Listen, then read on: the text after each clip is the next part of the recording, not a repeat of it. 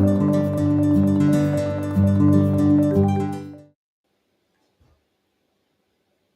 everybody. Good morning, good afternoon, and good evening to all of you. Welcome to our Power of Knowing Forum LinkedIn Live podcast, 101 episode. Today, we are having a discussion on an important topic: monetize monthly recurring revenue from your L&D, that is learning and development. Right? We have Mr. Thomas, Mr. Sunil, and Rajiv on the dais discussing this topic.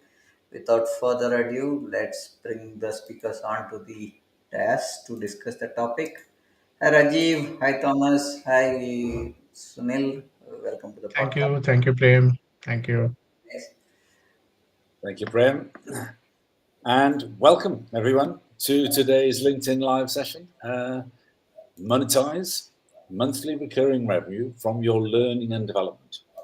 I'm always amazed how many organizations spend tens of thousands, hundreds of thousands, or even millions of dollars on learning and development programs and organization development programs. And still to this day, many, even quite large companies, even quite famous companies, do not really track the return on investment. Why does this matter? Because the organizations that do, well, if the HRDs and HR directors, human resource directors, or the chief learning officers do track learning and development and they begin to work at that systematically, the experience from organizations that do is that often their salaries are higher than the finance director these days because the value of the human capital to the organization is greater than the financial value, which is an amazing thing to think about. And the other thing that's amazing is once you understand how to do this as a manager or an executive or a director or any other variation of those roles, you can systematically decide to learn more, create more value, and increase your salary. And it's like night follows day once you've got the pattern. And that is, of course, what Regenesis is all about, because you increase the value, your value as a manager, by increasing the value, the income, the revenue, the profits of your organization. If you could make a cause and effect between the two, well, that's a really big lever for getting promoted, negotiating bigger salary in advance of doing the work, and so on. So really, really important subject today. So we're going to be exploring how personal and organization learning and development directly contribute to the creation of value in organizations and enhance salaries. My interest, well, it comes from years ago. I had the good fortune, well, I've always had an interest in measuring return on investment from learning and development, even since my early years in professional practice, which was more than 30 years ago. But it was deepened even further in 2009 when I had the privilege of working with the world's top predictive learning analytics provider. This esteemed group had on their board the renowned Jeffrey Burke and Kent Barnett, who are co-authors of a really important book called Human Capital Analytics. And their work was founded from the original research from the 1950s by a Nobel Prize winning scientist called Gary Becker, who was effectively the creator of what we know as human capital theory today. And then in later years, other practitioners came on. Some of them you may have heard of. Donald Kirkpatrick, known for the 4 levels of learning evaluation. And then there was Robert Brinkhoff, who followed the return on investment with his case study evaluation method. And other board members were Jack and Patty Phillips of the Return on Investment Institute, along with the world famous Josh Bersin of the Bersin Institute. These were fabulous, fabulous contributors to the methodology that was worked out by this organization. And their pioneering work allowed HRDs and chief learning officers to command higher salaries than FDs and enables managers, executives, and directors to leverage the return on investment from their learnings. So that's what we want to talk about today. What's happened since then is I've combined not only my original research and work around measuring return on investment, but because I worked with them for 3 years, I've been able to combine what I learned from those 3 years and all this expertise with the Regenesis program. And we've developed a system to enable organizations and individuals to sustainably and cumulatively increase their results. Organizations can see improvements in their monthly recurring revenues, their incomes, their profits, and savings, while individuals can progressively increase their salaries and reputations as the value of their contribution to their organization grows in value, and they can prove it. So what makes the Regenesis system special is it doesn't just track ROI on one level. We track ROI on 6 levels, and that's what gives it real power. The first level we call wider contribution ROI. So after a learning program, or as a learning program is installed, it's not necessarily after, because we can also do it predictively before, we're looking at what's the wider contribution we're looking to make to the organization with this learning. So there's a narrative is the first level. The second level, okay, if those things happen as the story of what happens after the learning, what is the business contribution return on investment?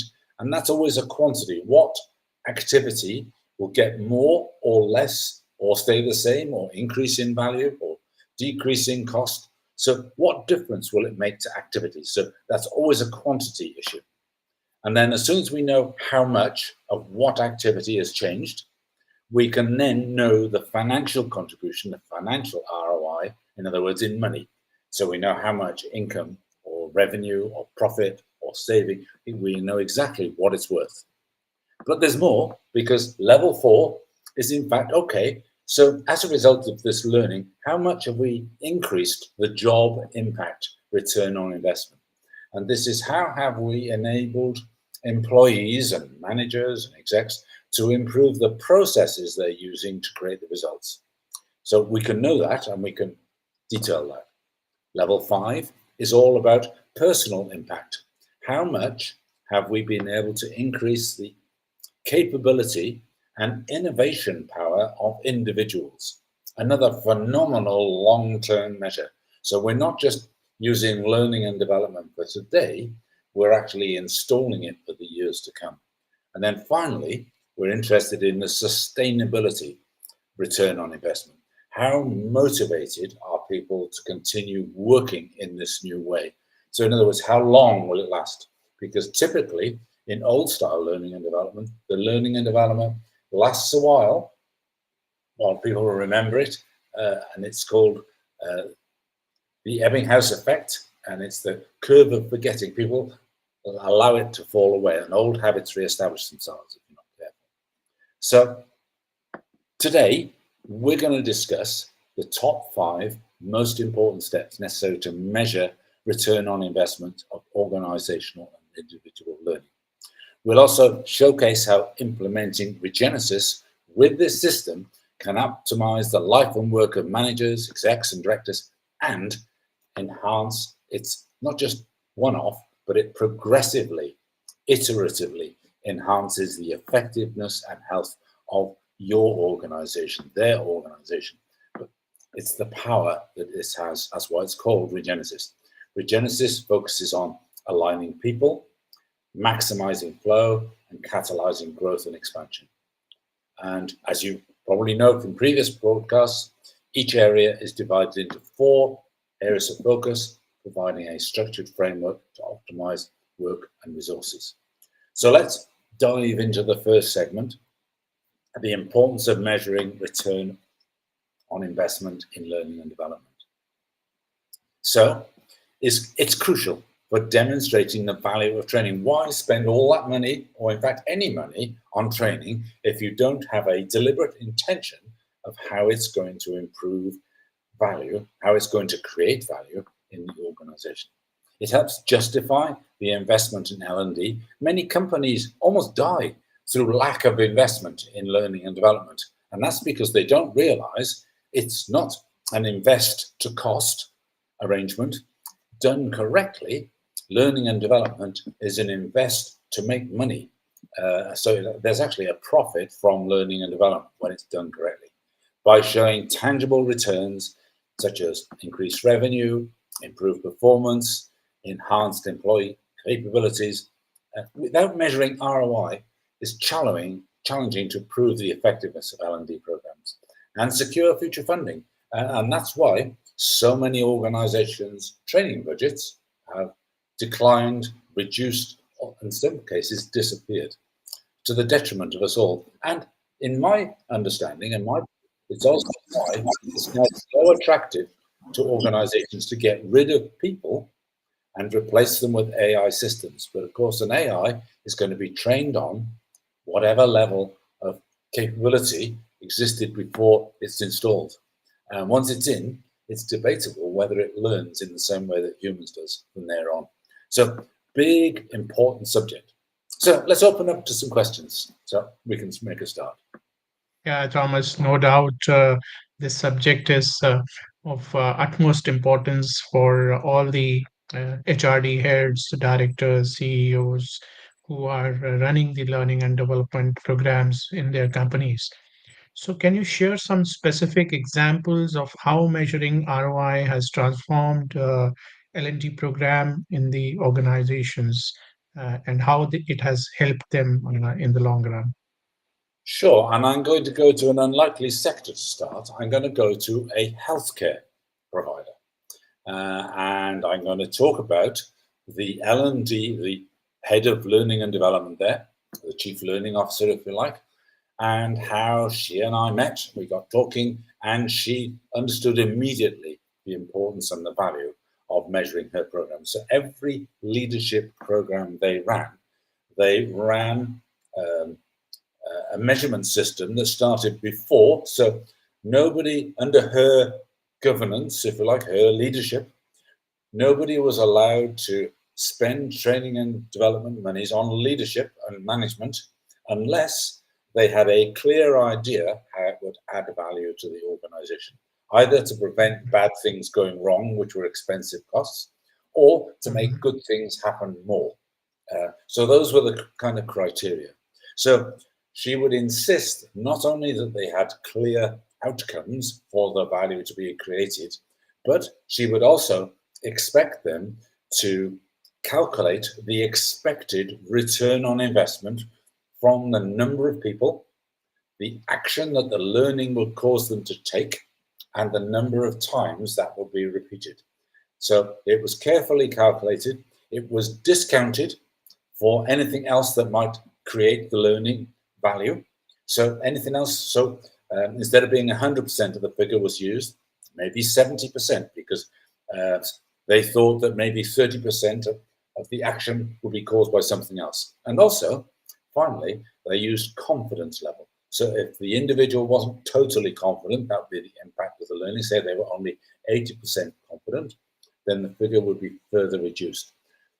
When she started doing that, and we had a system for doing that, immediately it started to shape up the whole organization. Every manager, instead of wanting to spend their training budget, was now having to spell out exactly how they were going to add value with learning.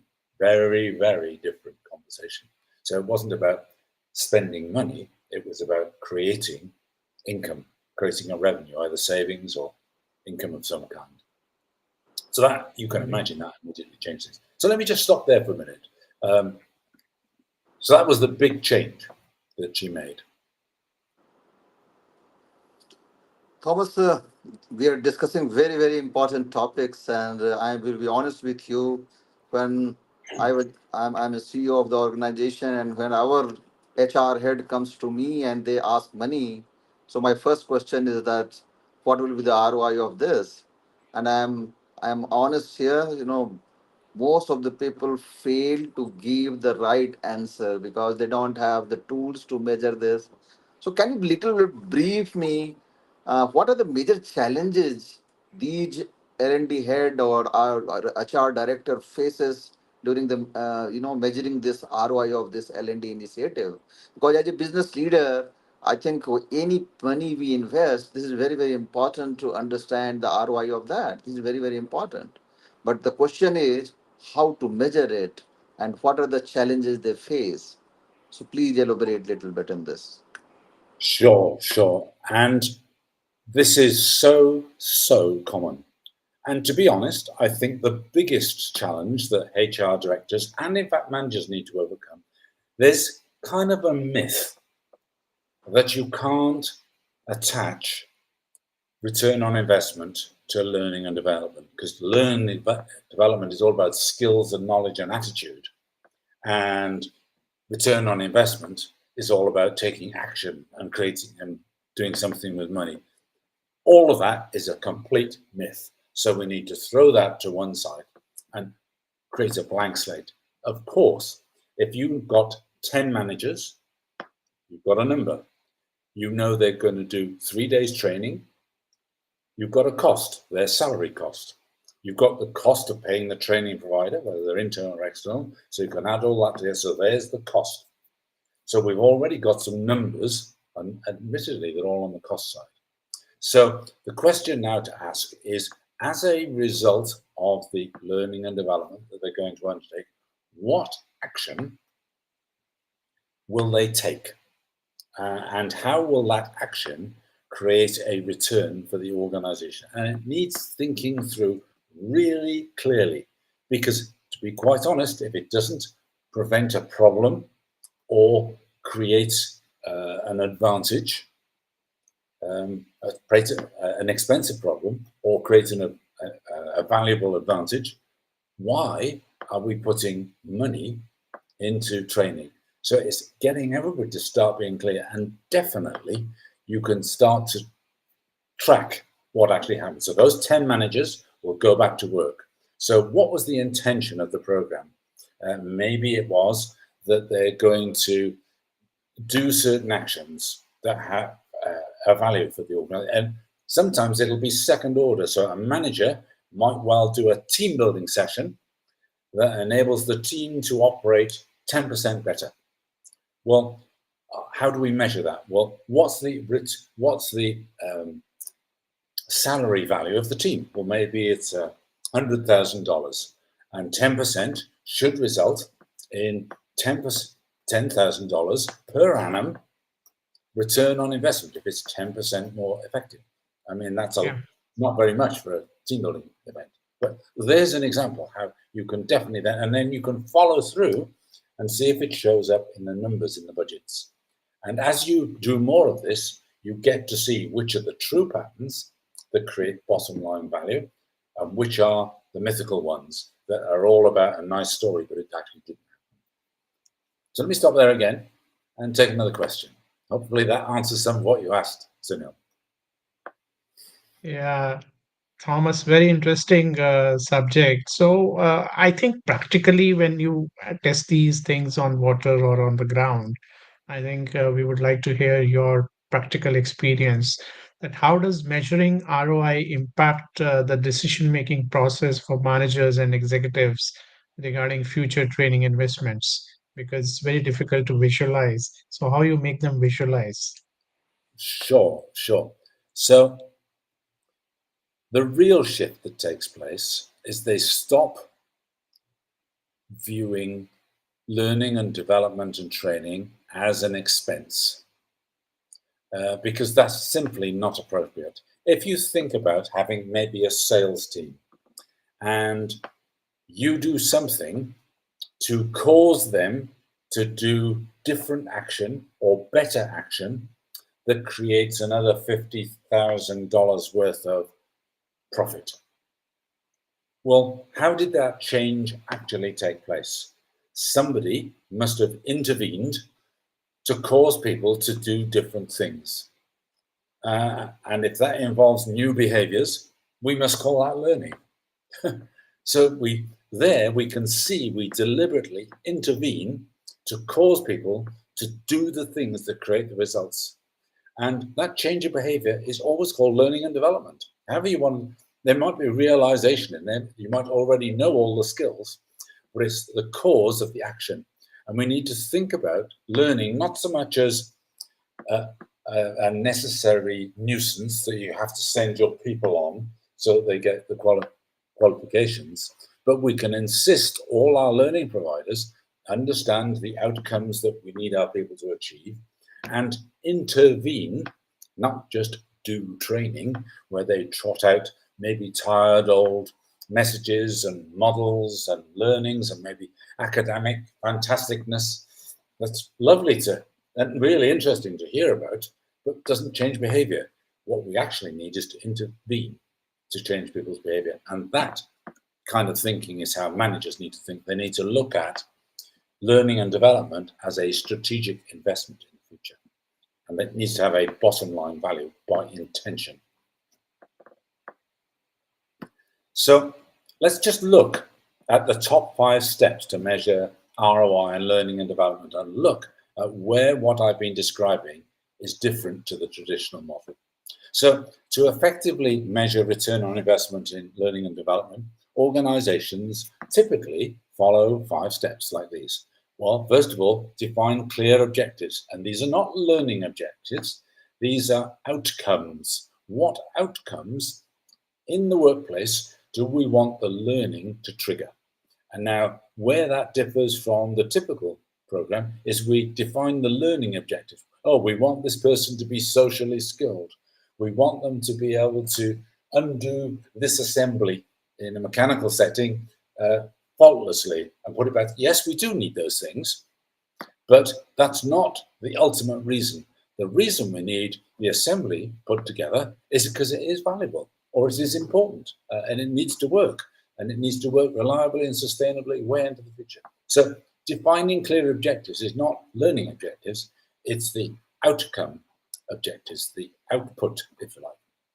We need to measure costs, and we need to think about how expensive it is to run the training program, including the wage costs of the downtime of people away on the training. And sometimes they go away to other countries and it's tens of thousands of dollars. So really important we track all of that and make sure we're going to get that back. Otherwise, we're just throwing money down the drain unnecessarily. We could as easily go to a good quality Indian college or university and get exactly the same program as you could in the country. So we also need to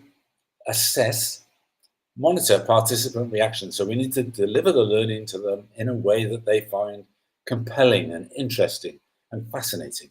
And we need to get feedback from participants, because if the instructor or the lecturer sounds like they're going to sleep whilst talking, they're probably not going to be very interested. If the learning is delivered in a way that's all talking and no doing and not experiential, it's going to be boring. And people are not going to take in the knowledge. So we know this. So if you want people to remember, show them what you're doing or show them what to do. If you want them to learn and understand, well, they need to be able to do it. They need to take the action themselves. So that's step 3. And then this is where another big difference takes place. Now, typically, we evaluate learning outcomes. Now, most training providers I've ever worked with have done it this way.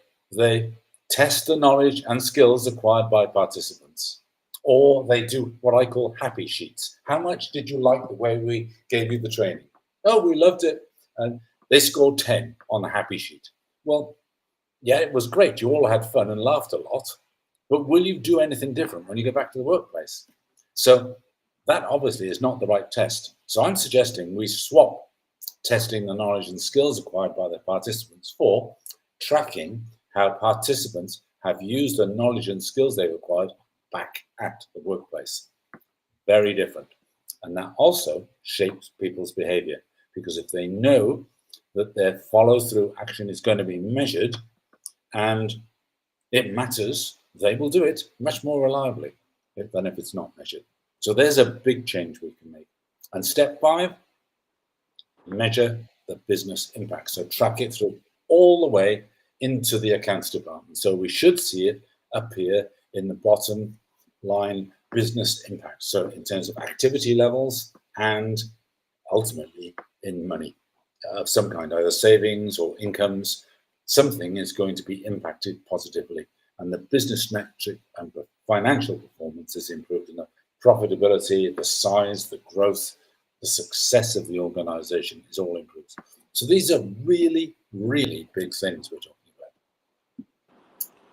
Thomas, we are discussing very, very important topics, and let me let me accept it that this regenesis model of measuring this ROI and six level of this measurement and five steps of this measurement is a very, very unique model, very, very unique model, and I will say that this is very, very important for every HR director, every L&D head of the organization, and even business leader to understand it. Because everybody wants to invest the money, but the question is they want to understand this: is it justifiable or not? And everybody, nowadays also that L&D is a very, very important thing for the organization. But the question with business leader is to get the assurance that whatever investment they are making, that is in the right direction. But my question again as a business leader, Thomas, is can you explain me that how organization can ensure that their defined objective align with the overall business growth? For sure. And I'm so glad you mentioned this, because this is so central to the way Regenesis works. At the very heart of the process is ultimately, first of all, the organization needs to be clear about its mission. What's the fundamental purpose of the organization that it's trying to fulfill in the world? And then beyond that, what's its vision for the future? What kind of organization is it trying to become? And how is it going to grow and expand its influence and its contribution to the world and to its customers and to its staff and all the other stakeholders? So we need all of that to be really clear. Only then can we begin to have learning objectives that are in pursuit of those kind of bigger goals. And we need to have line of sight. Sometimes it's called the pyramid of objectives. So right from the top, right down to the bottom at the very front line, every single person is able to answer the question, how does what you do contribute to the wider goals of the organization? So that's a principle of alignment that runs throughout Regenesis, and it's in the align people piece, and in fact it's in every part. As you go through the cycle of Regenesis in a year, it's there every single month. It's a reminder. Let's refer back to the mission and vision. So that's how you do it. And learning and development is absolutely no different. Thank you, Thomas, for very insightful discussion. But I'm sure there are certain costs which organizations might be overlooking when they are measuring this cost of training, because people have a tendency to overlook things. So, what are the common costs that organization might overlook when measuring the cost of training programs? Can you Well, elaborate on that? Yeah. yeah, sure. I mean, the biggest one that people ignore is salary costs of the attendees of the training. That's the biggest thing that they ignore, and the lost productivity of those people being absent from the workplace. And it does need to be thought about, because there may be many different ways of introducing a certain piece of learning to create a certain piece of action. And that may not always be sending them away on a course. There might be a better way. And we've obviously got a lot more skill with online learning, but similarly, online learning often just consumes hours and time and is not terribly effective because it doesn't create action. Not in the same way that face-to-face or some kind of face-to-face interaction. And often it could well be that some kind of online coaching is much more effective, particularly for managers who can quite quickly grasp what they need to do if it's explained to them well. And then they can go off and take that action. They can report on their expected returns, their expected return on investment from taking the action before they do it, to make sure it's worth spending the time. then they can take the action and they can report on post-event what actually were the actual results. What was I able to change? And here's the proof. Here's the evidence. And once we get all that back, or once the organization gets all that back, it gets really confident about how best to intervene, rather than just use the word training. I like the word intervene, to cause people to do the things that create the results required. And you'll hear me saying this a lot because it's important. Thomas, for better understanding, can you give some example for effective methods of evaluating the learning outcomes? You can do it in a number of ways. Sometimes, well, let's just talk about a principle here, which is every action leaves a trail of evidence, and it will leave artifacts that prove that something has happened, if it has happened. If nothing has happened, you won't be able to find a trace of it anywhere. It won't be in the numbers. It won't be in the stories that people told about the people taking the action in a different way. So it won't be there either. And there won't be any proof in the number of products or the number of customers served or the scores that customers are giving operatives when they've dealt with them. It won't be in the sales charts. It won't be anywhere. And even the people who are supposed to be doing the action won't be able to describe what they did or when they did it or how many times they did it, because it wasn't there. So those are all really effective methods. Now you can hear that's very different to doing what I call remote monitoring. I send a message from some kind of performance measurement department to get some feedback on numbers invented by, if you like, the people in that vicinity. So they tell me what they think I want to hear. Whereas the very best ways to go and see whether a thing is working is to actually physically get your body and your five senses out there and look and see, show me. So if you remember last week, or no, the week before, we were talking about step 2 of being the skillful party. One of those was using the Socratic questioning method. And the ultimate test, the proof of it, is show me. Show me what you are doing. Show me what you have done. Show me what you did last week. Show me. And there's the ultimate level of evidence. So the more your evaluation is based on actual evidence, solid, irrefutable, behaviorally specific evidence, and proof of artifacts, the better. So I hope that helps. So what I'd like to do now, before we go on, is kind of join this back to the Regenesis program, which is a sequence of areas of focus of action that run through every year. So once you get the cycle, you just can run it over each year, and there are small things that will gradually and systematically enable organizations to work towards their full potential by focusing on the 3 main things we talked about earlier, which is align people, maximize flow, and catalyzing growth and expansion. Now you can hear if your program of development, your cycle of regenesis, if you like, is going to focus on the action and the proof and the evidence, then this is something you can spend time on as a manager to improve your value, improve your reputation, and build your career.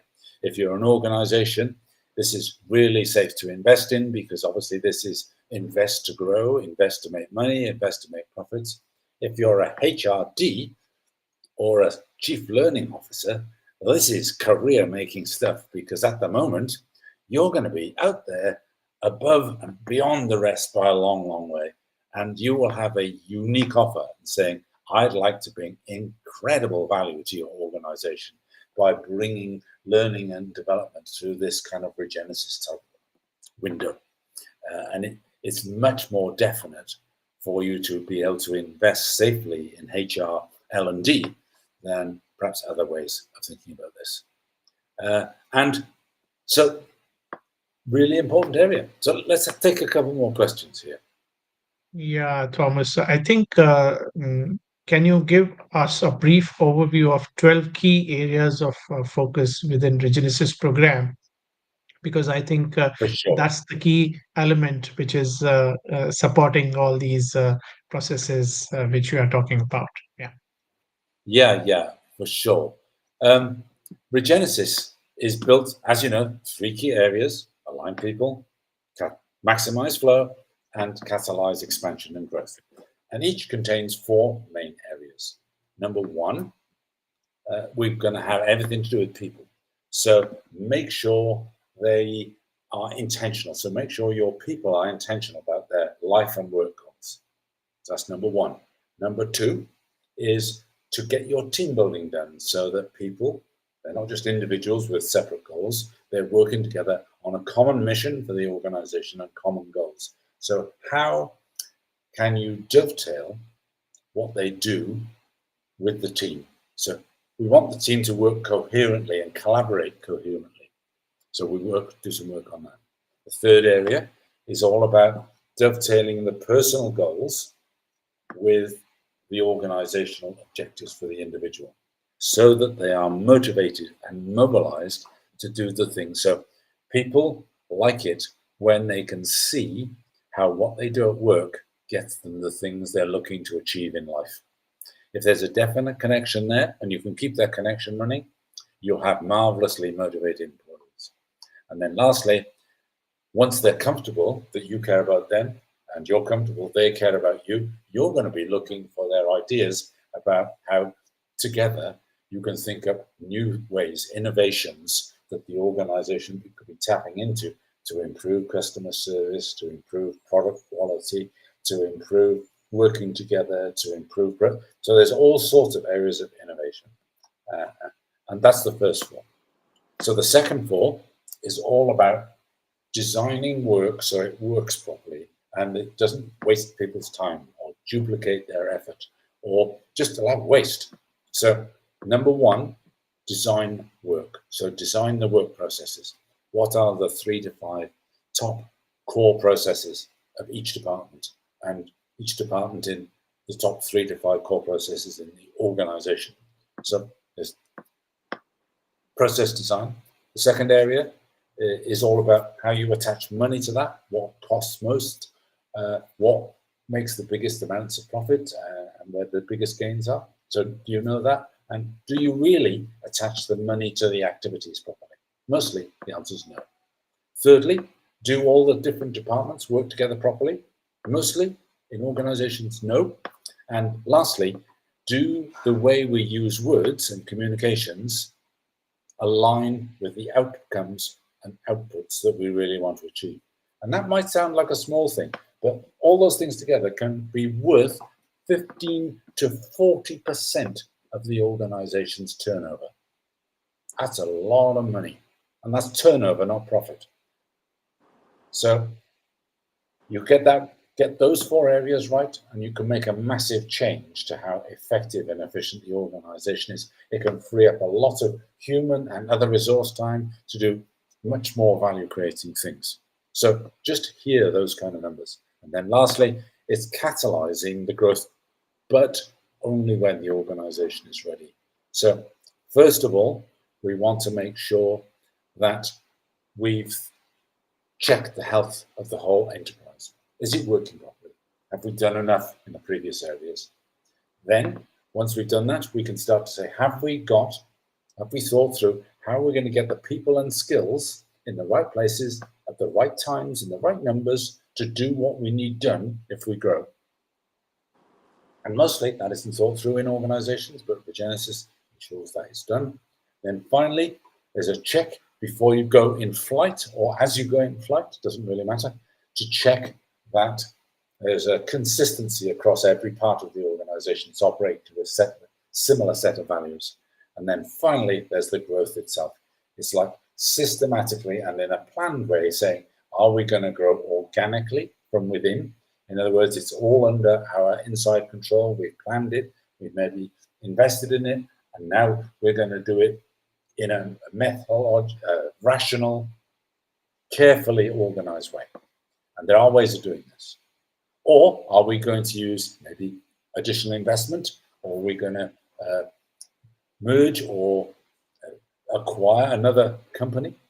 Possible, but usually less good options if we can avoid them, because unless the merger and acquisition is done right, then you usually get the notion of takeover, one organization eating another. And that never, in my experience, works out terribly well in the long term. It looks good on the accounts in year 1 and 2, but after the numbers of the savings have rippled through, there's often not much gain. In fact, sometimes it'll be the beginnings, the seeds of the organization's demise, although it appeared to be the means of their growth. Sometimes that'll be the seeds of their demise long term. So for sure, you want to get the kind of last phase, the growth phase, really well thought through and better from within than, as I say, combining necessarily from without. So let me stop there again and take some more questions. Quite a complicated bunch of information there. Thomas, you have elaborated on this program, and I have got the opportunity to go through the whole model of this program, and I highly recommend it for all the officers, all the working professionals to this program, because this is not only helpful in professional life in improving the personal objectives, also aligning the personal goal with the professional objective. So it is overall development of the individuals. But for my question is that I have come across that most of the people suffer in the corporate because they don't have ability to align their personal goal with the organizational objective. So how this program will help to align the individual goals with organizational objective, because that is a key of success both for individuals as well as for organization. Sure. And this again is really important. And this is where managers need to play a big role. And I never use the word leaders or leadership, and I will always use the word management and management, because leadership is a behavior, whereas management is a set of very clearly defined activities that must be done. All great managers must be good leaders, and all great leaders must be good management. And I think the area where we need to refocus our activity is back on the kind of structured elements of the management agenda, and that it is well led. So let's come back here to these aligning individual goals with organizational objectives. We need to think of employees as being three main types. There's goers or leavers, there's risers, and there's stayers. And I'd like to explain the difference between those three. The goers or the leavers are people, and it's usually about 2% of employees are people who usually inadvertently have personal goals which are outside of their work objectives. In other words, they don't align. And there's nothing we can do to help them. And I've told a story about somebody who had that problem as a manager years ago, and how sorting it, A, enabled him to do excellent work before that person left the organization, but B, made them very happy and made what was a failing part of the organization very successful. So, and if you look in the past podcasts, you'll be able to see that story there. It's the story of Dave. So, very important story. So, he was somebody whose personal objectives were outside of his work, or personal goals were outside of his work objectives. So, that's the levers. And the right ethical thing to do is to help them get off your bus and onto their right bus. And that's a quote from the very famous books by Professor Jim Collins, Good to Great and Built to Last. If you read those books, you'll find those. But that's what you do. Ethically, you help them leave, and you help them leave. Because if you sack them out of hand, then everybody else sees, that wasn't very nice. I wonder if they're going to do that to me soon, because they won't understand. But if you help them leave with their head held high, then that's a much better way of doing it. So goers, leavers. Now, second, risers. These are the obvious people. These are the people you hire. You know they're aspiring to get promoted sometime soon, and they're going to be learning, they're going to be wanting to build their track record. So these are the risers.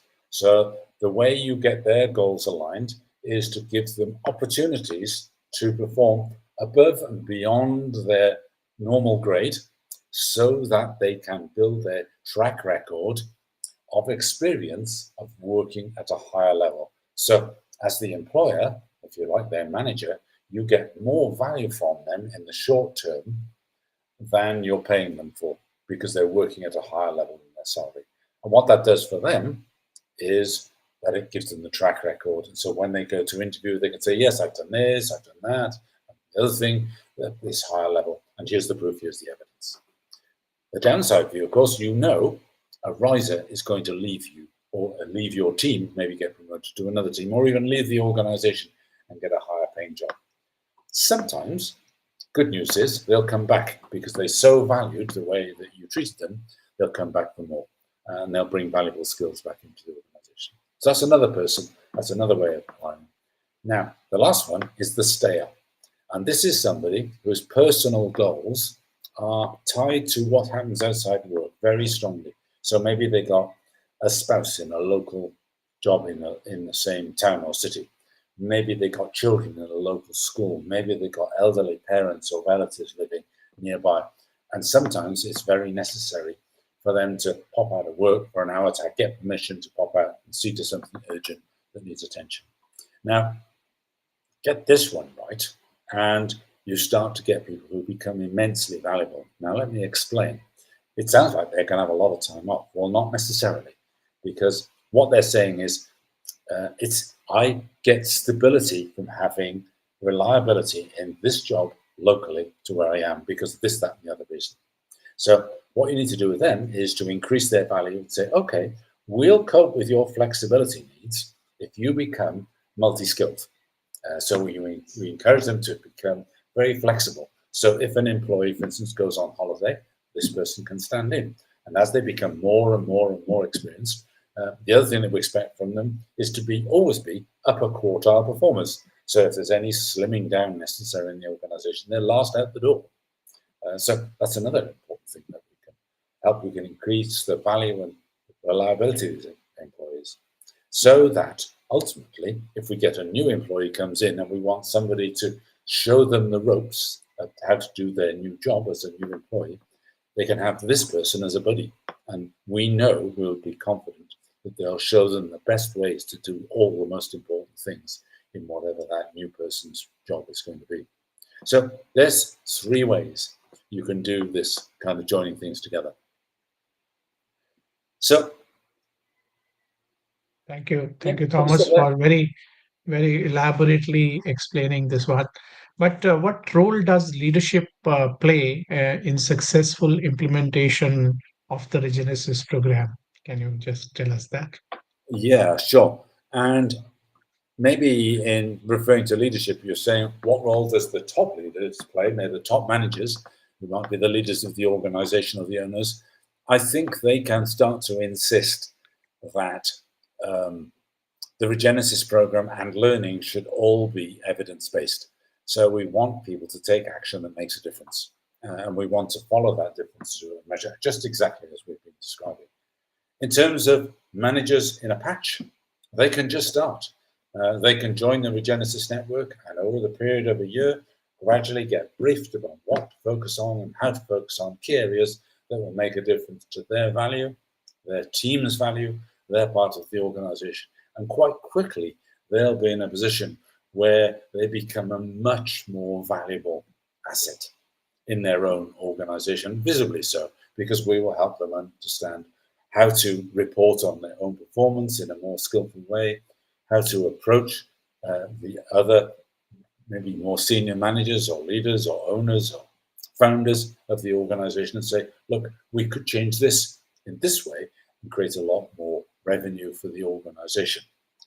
And I would like to play a role in that. And of course, they begin to be more and more valued.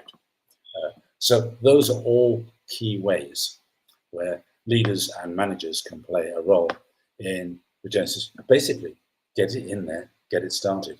It's very inexpensive to join the Regenesis network. And there'll be a link at the end of this podcast, as there is at every podcast, showing you how you can just sign up and take part in this from this moment onwards. And you would change not only your organization's life, but your life as well, and your salary and the organization's recurring revenues. So that's what we think all this is about. So we talked a little bit about the 6-level ROI system, tracking various dimensions of ROI, including wider contribution, business contribution, financial contribution, job impact, personal impact, and sustainability. And this ensures that all aspects of value creation are measured and tracked and made to stick. It's no good having training that changes behavior for a few months and then gets gone and is lost, and the impact is lost. We're trying to, you'll see in the Regenesis program, we show you how to track where you are, how to keep optimizing, how to cumulatively build the organization results. And that's where real value lies. So let's take a few more questions around this area. Thomas, can you explain that how this Regenesis 6-level ROI system is different from traditional ROI measurement method? Yeah, sure. I mean, really, it measures the before mass. So in other words, before the kind of learning and development or the intervention, so that what I call the before mass. There's the during, the in-flight measurement. So it tracks how much, how many, when and where in flight. So we know exactly what those people are doing as a result of the learning. And then after the event, it tracks the effects. So it tracks the aftermath. So we've got the before mass, the in-flight, and we then land the plane and put it on the floor and get the people off safely. But what that means as a metaphor is we're going to track the results. So yeah, let me just stop there. Okay. Thomas, how do you track and measure the narrative aspect of wider contribution ROI? That's very important for us to know. Sure. So if anybody tells you a story of what they did, it's really interesting. So you can follow it more easily. If I tell you, I went to the city yesterday, I caught a bus, got there, which was really great. The bus was nearly empty. So you begin to imagine everything that happened along my journey. And when I arrived, I walked across the square, through the front doors of the building, up 2 flights of stairs. So you're beginning to imagine my journey. And if you wanted to test whether I had actually done that, you could say simply, that sounds really excellent. That sounds like it worked really well. Show me. So if there was no bus, if there was no square, if there was no stairs, there was no door, the entrance door, you'd soon know that that wasn't what actually happened. And that's the beauty of some of this and why narrative is such a powerful component, because it lends itself to the show me. But it also allows people to tell the wider story, because you might miss, if people don't tell it to you as a story, you might miss various important aspects, like there was a bus. So if you imagine walking 14 miles without the bus, well, that'd be a little bit difficult. So, you've got to provide bus fare for the individual to do that little bit of the journey, for example. I mean, it's a simplest example, I know, but these are the kind of things that gets missed. So that's why the narrative aspect is so important. And then, of course, it says, okay, so when you got there, what did you make a difference to? Well, I got into the room and I unpacked 84 chairs and put them in rows of 12. Right? So we now know there's 7 rows of 12 chairs. And I lined up the speaker's podium with the center of each row so they could speak to the 84 people who are coming to the presentation, for example. I mean, it's a simple example, as I say, but the narrative does then allow you to get to know how many chairs were put out, how many people were coming, which is effectively the activity level stuff that we were going to measure at the second level, the return on investment process. So it sets you up for that. And then, well, you can then ask, well, how much are each person paying to come to the event? Well, it's $10. So $840, there you go. And you're starting to get some numbers and so on. So Thomas, can you provide some example of metrics used for financial contribution of ROI? Yeah, sure. They're fairly simple things. Like, so just take that simple example. We've got 84 people in a room. They've all pre-booked, okay? And they're all paying $10 a head. Far enough. Well, that's $840. How confident am I? Well, my confidence level, or how certain am I that all of this is due to this event? Well, totally, because they're all new bookings and they're all new customers. So I'd have 100% confidence level. If I wasn't sure they would all come, I could say I'm 90% confident they will all come. So that would reduce it by $10, or actually be 8.4 people. So that'd be $80 off the total. And if then I'm saying, okay, so how confident am I that they'll all pay properly? Well, I'm 80% confident, so you discount it. So this is the exact kind of way. So if people are going to take action, that is exactly how it's calculated. And if they have taken the action, it's a matter of counting the pennies and counting the beans and counting the activities. And if we expect them to take action, we can use these modifiers like how much of this would have been achieved anyway without this particular intervention, and how confident am I in the numbers. So they're just modifiers and they just help you reduce the expectation. But in experience, usually the actual results are of the order of 10 times greater than the expected, because there are unexpected side benefits that we haven't included in the story. And it's only after the event that we have the narrative that we're able to fill in all the other pieces that were actually changed by the event themselves. So I think what we're trying to say to you is installing Regenesis revolves around installing an annual cycle. It's very simple. It's a once monthly briefing, usually lasting about an hour, that optimizes the life and work of managers, executives, and directors, and through them, all the employees. And also, because of all of that, because it's structured and all the managers are acting at the same time, it enhances and optimizes the health and effectiveness of the whole organization. And it just simply takes this annual cycle, align people, maximize flow, catalyze growth every year, and it's iterative. And it just continuously builds layer on layer, like a virtual spiral that just keeps going up and up, building on the strengths and gains from the past to create gains for the future. So that's the essence of what this is all about.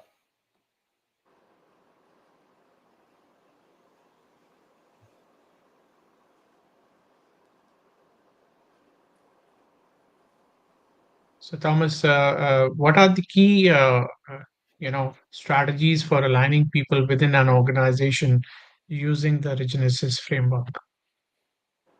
Sure. And it's really good. Thank you for asking that question, because we just need to maybe restate and simplify in just the fours. The key strategies for aligning people: one, help them surface their personal life and career goals. Two, get your team building done. Three, work with individuals to align their work goals to mobilize and motivate them. And four, we've got encourage innovation in all the right ways. That's it. I'm just going to stop there. So that's the simple summary, just those four things. How does this maximizing flow contribute to the overall productivity and efficiency of the organization? Okay. Design work processes so they're efficient and effective without waste. Simple.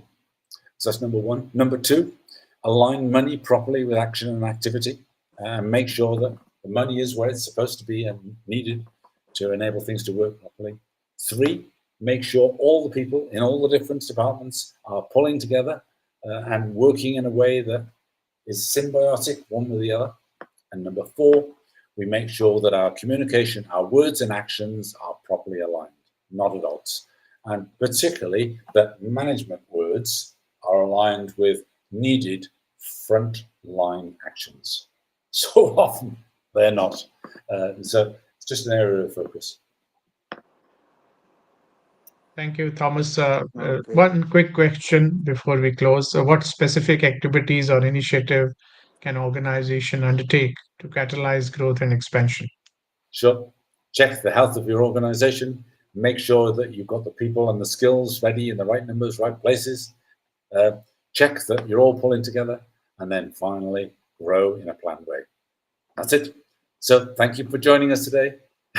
And hopefully this has really helped you explore how L&D can generate enormous ROI and salary growth for individuals. So hopefully you've enjoyed this, and we look forward to seeing you next week. Thank you ever so much, and thank you to all the team here, to Sunil and Rajiv for their excellent questions. Prem, over to you. Thanks, Thomas. Indeed, a great session. A lot of insights. We understood how L&D can help the business grow, right? So, uh, I would urge the L&D teams to have a review of this podcast. Again, it is live on LinkedIn. We are streaming live to YouTube, Facebook, and Twitter as well. While this is live on LinkedIn. Thank you for joining us. Thank you, Sunil. Thank you, Rajiv. Thank you, Thomas, for being part of the show. Have a Thank you, great day. Prem. Thank you Thank very you. much, Prem. Thanks. Thanks, Thank you. everyone. Thank you. Thank you.